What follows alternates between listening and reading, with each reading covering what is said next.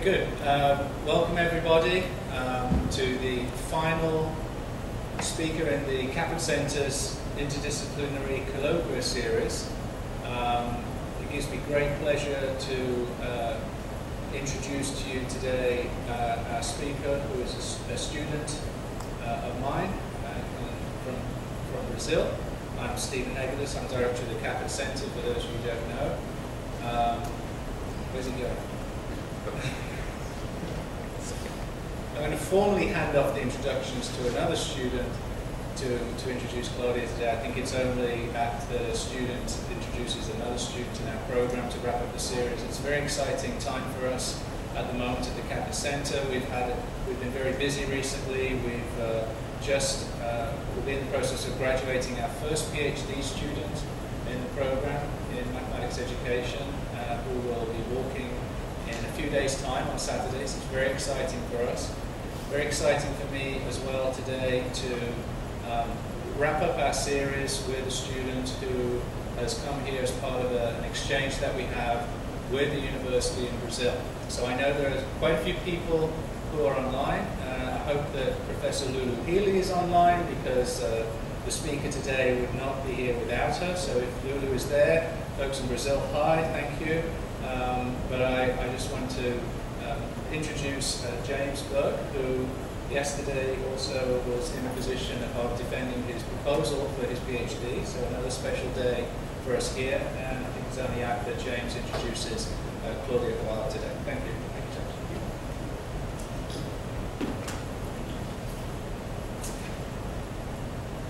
James. So, Claudia has a degree in mathematics from the Catholic University of Santos, Brazil, and a master's degree in mathematics education from the Pontifical Catholic University of Sao Paulo, Brazil.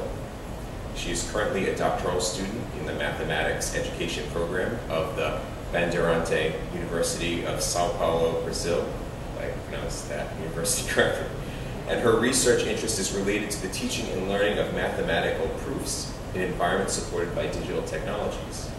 For the last 10 years, she's also been a mathematics teacher in the middle and high school in her country, and has been a professor at the São Vicente College in Brazil. She's been a pleasure to have here, and it's been a pleasure to know her. I'd like to introduce Claudia Carvalho.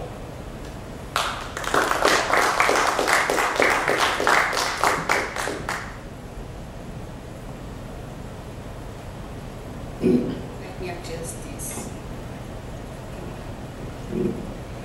Well, thank you for the introduction. Now I'm feeling important. Yeah. Well, thanks everybody for coming. It's a great opportunity for me to be here today, sharing some aspects of my experience as an international visitor scholar. This talk today will be more personal than academic. I'm going to talk about research in mathematics education, but I'm going to do this from a personal perspective in terms of motivations, challenges, and improvement. Okay? Well, as Stephen said, I am from Brazil. More specifically, I live in a city on the shore of São Paulo. That on the top is my city. It's a picture of Santos, my city.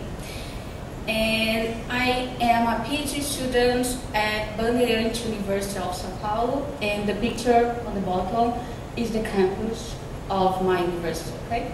I'm 1 hour and a half far from the campus, so I have to travel to go to the university and study there. Very few grad students study full-time in Brazil, so I combined my doctoral studies with my teaching routines since I was teaching mathematics to middle school, high school, and college students. And several reasons contributed to my presence here today. Some of them are personal and some are professional. I believe these topics on the screen is, to a certain extent, the synthesis of the reasons for me to be here today.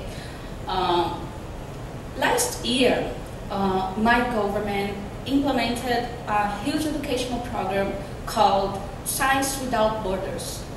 One of the objectives of this program is, until 2016, to send 100,000 grad and undergrad students to other countries where to motivate STEAM education and STEAM research in Brazil. Together with this, my government also offers sandwich programs for all fields doctoral students, and because of this I'm here. I satisfied all the requirements for this program and I got this opportunity for a year. Okay. But I'm here also because some connections.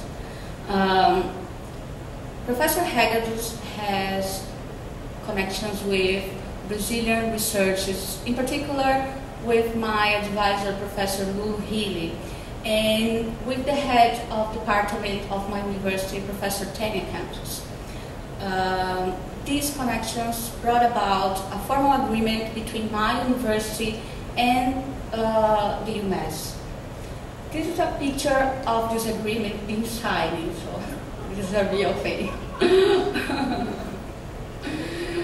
Well, this means that a Brazilian student can come to the Kaput Center as a visitor scholar, and also an American student from UMass can go to my university as well. So I would be glad if some of my friends decided to go to Brazil to share some experience there. I would be glad to receive you there.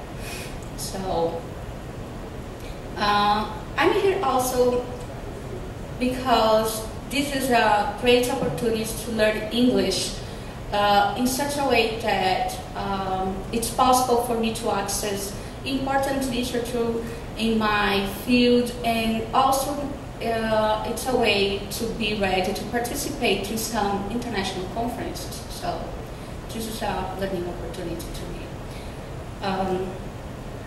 My research interest is related to the teaching and learning of proofs in educational settings where technology is present. As part of my project, I designed a computer program called Colloquium. Professor Hegedus has experience in the design of digital environments for education. Therefore, coming to the Kaput Center and having Professor Hegedus as an advisor has widened my thinking about design. Okay. I'd like to share with you some aspects of my research. I'm going to talk a little bit about my motivations, goals, questions, theoretical background, methodology, data, and some initial finds.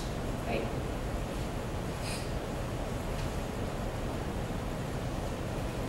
I have a lot of papers here.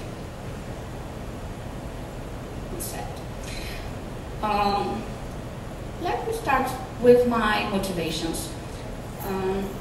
During my master's program, I was involved with a research group that was studying the situation of the teaching and learning of proofs in Brazil.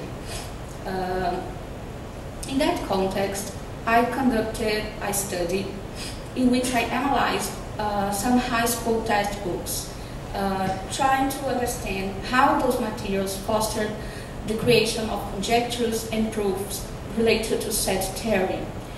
From this study, I saw an expressive presence of justifications for mathematical conjectures based on data, empirical data in the textbooks. As a teacher